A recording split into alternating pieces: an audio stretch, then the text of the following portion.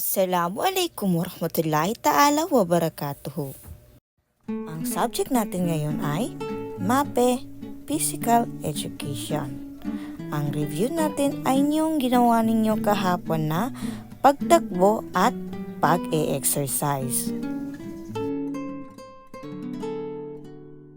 Ang pag-aaralan natin ngayong araw ay patungkol sa lokomotor at di-lokomotor.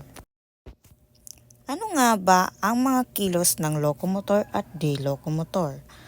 Ang kilos ng lokomotor ay mga kilos na may pag-alis sa pwesto o lugar. Halimbawa ng kilos ng lokomotor ay ang paglakad at pagtakbo. Samantala, ang kilos ng di-lokomotor ay mga kilos na walang pag-alis sa pwesto o lugar.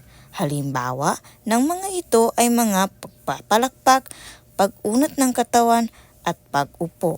Ano pa nga ba ang ibang halimbawa ng lokomotor? Ang isang halimbawa ng lokomotor ay ang pagtakbo at paglangoy. Ngayon, ang halimbawa naman ng hindi lokomotor ay paghuhugas ng pinggan at pagbubuhat ng barbell. Sige nga, kung naintindihan mo ang ating aralin ngayon ay bigyan niyo nga ako ng halimbawa ng lokomotor at di-lokomotor. Mahusay! At dahil naintindihan ninyo ang ating aralin, meron tayong aktibidad. Kopyahin at sagutan ninyo ang mga katanungan.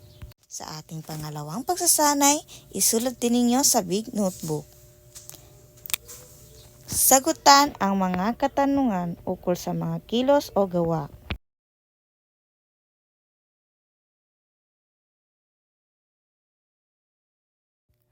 Ang ating taktang alarin ay bumuo ng dalawang pangkat at gumawa ng halimbawa ng isang ehersisyo.